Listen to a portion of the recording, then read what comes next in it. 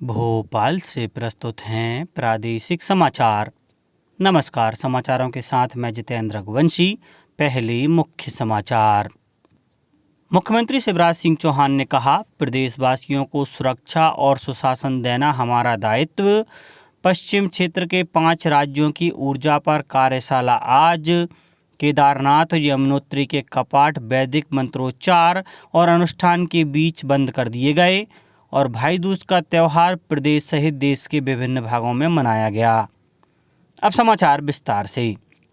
मुख्यमंत्री शिवराज सिंह चौहान ने भोपाल और मुरैना में आपराधिक घटनाओं और सतना में प्रधानमंत्री आवास योजना में हुई गड़बड़ी को लेकर वर्चुअली बैठक ली। बैठक में मुख्यमंत्री ने कहा कि प्रदेशवासियों को सुरक्षा और सुशासन देना हमारा दायित्व है। भोपाल में गत दिवस एक पुर्तगाली नागरिक के साथ हुई लूटपाट की घटना के संबंध में पुलिस आयुक्त मकरंद देउस्कर ने बताया कि तीनों अपराधियों को गिरफ्तार कर लिया गया है। बताया गया कि सतना जिले के रहिकबार गांव में प्रधानमंत्री आवास योजना के हितग्राहियों को आवास नहीं मिलने और राशि में गड़बड़ी के मामले में 3 कर्मचारियों के विरुद्ध एफआईआर दर्ज कराई गई है। प्रकरण में अभी छानबीन जारी है। मुख्यमंत्री ने मुरैना जिले के चांचोल गांव में डकैत गुड्डा गुर्जर द्वारा की जा रही धमकाने की गतिविधियों पर कार्रवाई करने के निर्देश मुरैना पुलिस अधीक्षक को दिए। केंद्रीय विद्युत प्राधिकरण द्वारा 28 अक्टूबर को भोपाल में पश्चिम क्षेत्र के राज्यों की resource adequacy need and way forward विषय पर कार्यशाला आयोजित की जा रही है। कार्यशाला सुबह 11 बजे से प्रारंभ होगी।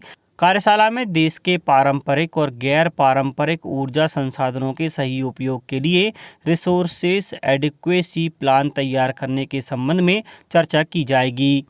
केंद्रीय विद्युत प्राधिकरण द्वारा इस संबंध में दिशा निर्देश भी तैयार किए गए हैं।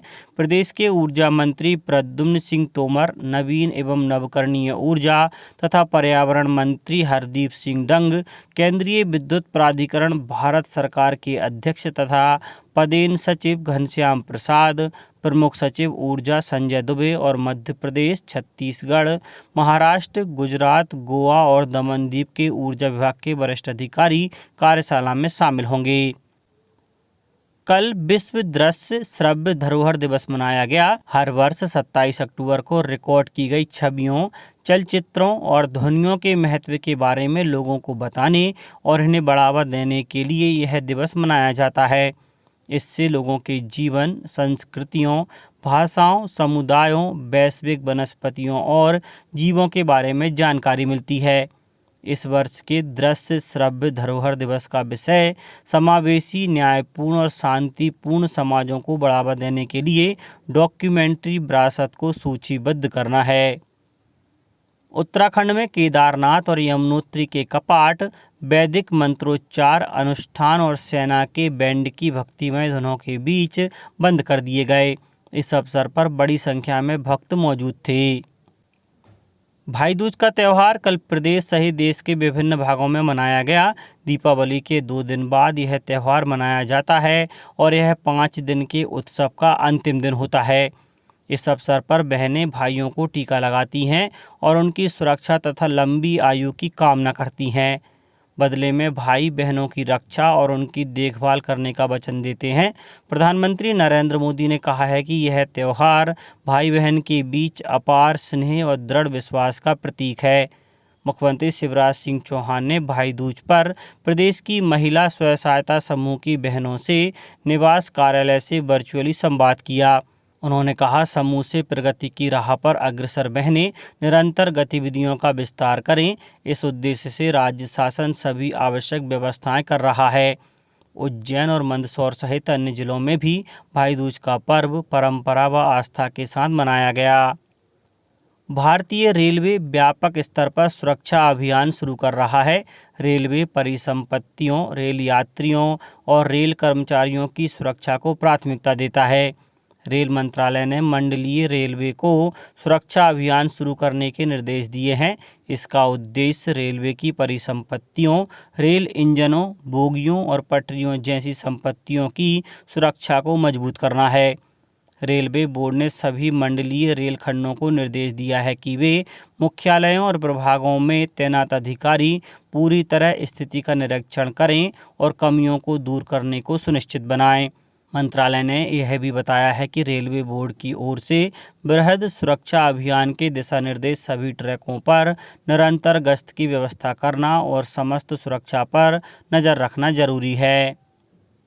केंद्रीय स्वास्थ्य और परिवार कल्याण मंत्री डॉक्टर मनसुख मांडविया ने कहा है कि प्रधानमंत्री नरेंद्र मोदी के नेतृत्व में केंद्र सरकार ने स्वास्थ्य क्षेत्र को प्रमुखता दी है। उन्होंने कहा कि भारत विश्व स्वास्थ्य सुरक्षा के लिए प्रतिबद्ध है और सुनिश्चित करना चाहता है कि आने वाली पीढ़ियों को भी स्वास्थ्य की सभी सुविधाएं मिलें। डॉक्टर मांडविया ने इंडोनेशिया के बाली में G20 संगठन देशों की दूसरी बैठक को संबोधित करते हुए यह सुझाव दिया। बैठक का उद्देश्य स्वास्थ्य के क्षेत्र में हुई प्रगति तथा प्राथमिकताओं पर विचार विमर्श करना था। केंद्रीय रक्षा मंत्री राजनाथ सिंह ने कहा है कि 1994 में 22 फरवरी को भारतीय संसद में सर्वसम्मति से पारित प्रस्ताव के कार्यान्वयन का केंद्र का उद्देश्य पाकिस्तान के कब्जे वाले कश्मीर के गिलगित और बाल्टिस्तान जैसे शेष भागों का फिर से दावा करना है। 1947 में भारतीय सेना के बड़गांव हवाई अड्डे पर हवाई जहाज से उतरे सैनिकों की स्वतंत्र भारत में पहली नागरिक सैनिक विजय कार्रवाई का स्मरण करने के लिए श्रीनगर में शहीद दिवस समारोह में रक्षा मंत्री ने भाग लिया।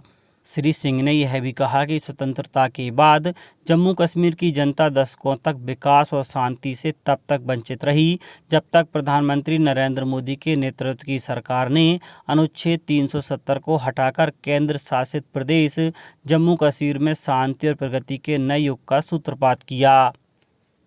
स्वच्छता, पर्यावरण सुधार सहित अपशिष्टों के निस्तारण में इंदौर देश में बेहतर मॉडल के रूप में उभरा है। इसका अन्य जिलों और शहरों को भी अनुसरण करना चाहिए। यह बात राष्ट्रीय हरित प्राधिकरण NGT मुख्य पीठ के सदस्य डॉक्टर अफरोज अहमद ने इंदौर में अपशिष्टों के निस्तार, विशेषकर बायोमेडिकल वेस्ट के निस्तारण के क्षेत्र में हो रहे कार्यों की समीक्षा के दौरान कही। डॉक्टर अहमद ने कहा कि बायोमेडिकल वेस्ट का उचित और वैज्ञानिक तरीके से निपटान होना अति आवश्यक है। उन्होंने निर्देश दिए कि भूजल के उपयोग के लिए होटल और हॉस्पिटलों को अनुमति लेना होगी। इसके लिए अनुमति की प्रक्रिया का व्यापक स्तर पर प्रचार प्रसार किया जाए। भारतीय क्रिकेट कंट्रोल बोर्ड BCCI के सचिव जय शाह ने घोषणा की है कि भारत की महिला क्रिकेट खिलाड़ियों को भी पुरुष क्रिकेट खिलाड़ियों के बराबर फीस मिलेगी।